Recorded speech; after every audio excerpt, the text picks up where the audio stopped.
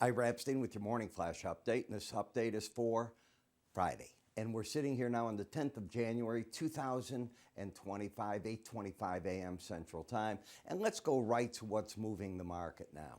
We just had the non-farm payroll number, 256,000 jobs.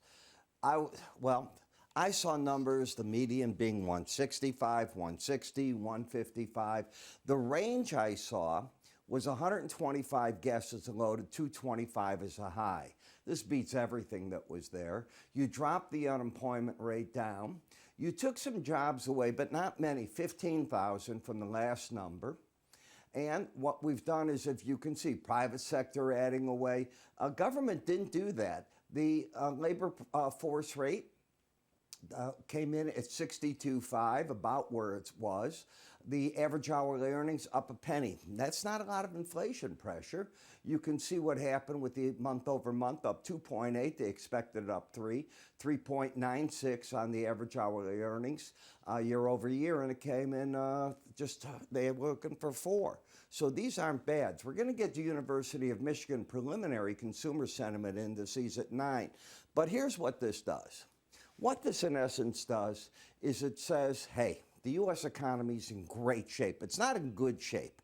It's in great shape. Labor hasn't weakened.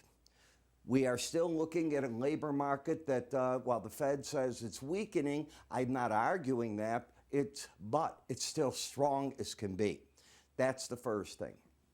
You then have to take a look, what are the inflation expectations? I don't know that you can go by the metals. If you listen to what I said yesterday, you have a situation here where it looks to me as there's something very askew between the London Metals Exchange and what is going on in silver, copper, metals like that. I hate to use the word there's a squeeze play, but I suspect there's something like that.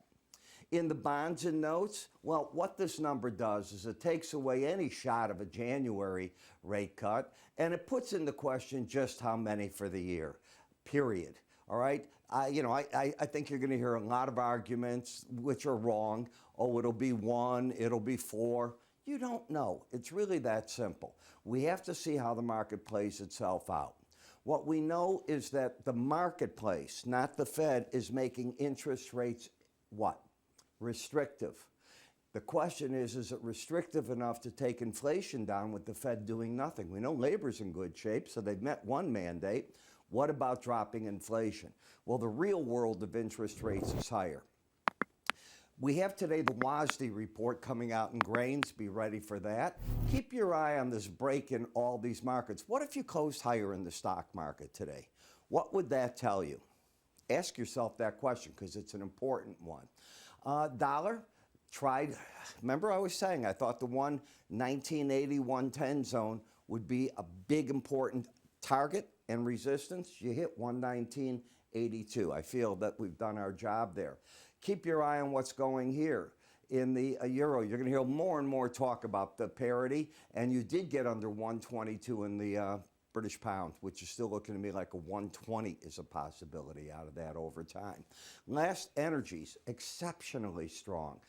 The mixture of cold weather, extreme cold weather, both in the United States and Europe, kicking everything right through the roof. And I mean, it's one heck of a run. Look at the heating oil, just give you an idea.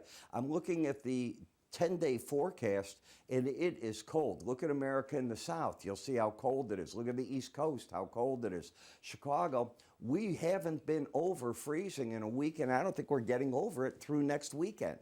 So we're getting down to 5, 10 at night. These are without wind chills, and staying in the 20s during the day. This keeps the demand for all energies alive. I'm Ira Epstein. I'll catch up with you over the weekend as we talk about the weekend charts and what they look like. But I'm so glad to get this report behind us. Now we start digesting what it means. Take care.